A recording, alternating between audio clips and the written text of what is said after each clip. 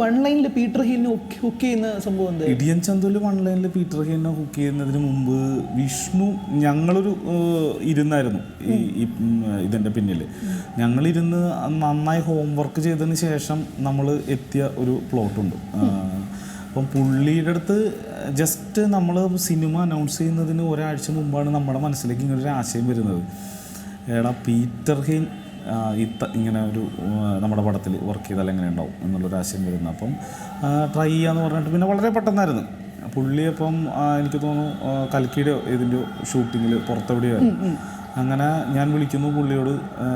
ഏത് ലാംഗ്വേജ് പറയണം എന്താണെന്ന് അറിയില്ലല്ലോ, നമ്മൾ ഈ മൊത്തം അന്യഭാഷ ആൾക്കാരെ കൊണ്ടാണല്ലോ ജോലി എടുപ്പിക്കുന്നത്. അപ്പം ഏത് ഭാഷയിൽ പറയണമെന്നറിയില്ല നമ്മൾ. അപ്പോൾ പുള്ളി തമിഴ് കുറച്ച് പരിപാടി വർക്കാണെന്ന് മനസ്സിലായി. തമിഴിൽ ഞാൻ അവതരിപ്പിക്കുന്നു.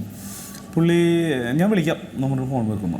അപ്പോൾ നമ്മൾ വിചാരിച്ച് പോയി കയ്യിൽ നിന്ന് പോയി. കാരണം നമുക്ക് റെക്കമെൻഡ് ചെയ്യാൻ ആരുമില്ല, അങ്ങനെ ഒരു സോഴ്സിൽ നിന്നില്ല. നമ്മൾ ഡയറക്റ്റ് വിളിയാണല്ലോ.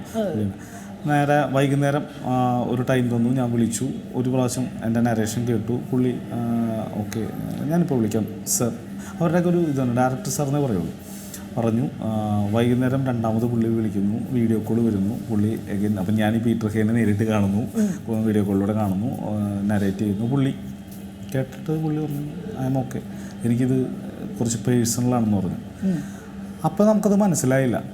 എനിക്ക് ഡേറ്റിൻ്റെ പ്രശ്നങ്ങളുണ്ട്, ഞാൻ മാനേജറോട് പറഞ്ഞിട്ട് ചെയ്തോളാം. ലൊക്കേഷനിൽ വന്നപ്പോഴാണ് പുള്ളിയുടെ പേഴ്സണൽ എന്താണെന്ന് നമ്മളോട് കുറച്ച് ഷെയർ ചെയ്യാൻ തുടങ്ങി.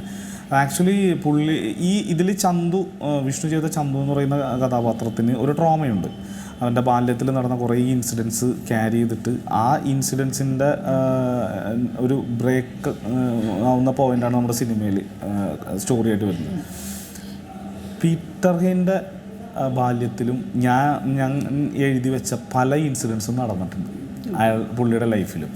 അപ്പോൾ പുള്ളിയുടെ അച്ഛൻ്റെ വെർഷൻ, പുള്ളിയുടെ അമ്മയുടെ വെർഷൻ, ഇതൊക്കെ പുള്ളിക്ക് പെട്ടെന്ന് അപ്പോൾ പുള്ളി ഇമോഷണലായതാന്ന് ഈ നരേഷൻ കേട്ടിട്ട്. പുള്ളി എന്നോട് ചോദിച്ചിട്ടുണ്ട്, എടാ നീ എൻ്റെ ജീവിതം എങ്ങനെയാണ് കോപ്പി അടിച്ച് വെച്ച സിനിമയൊക്കെ എഴുതിയത് പുള്ളി ചോദിച്ചിട്ടുണ്ട് ഇടയ്ക്ക്.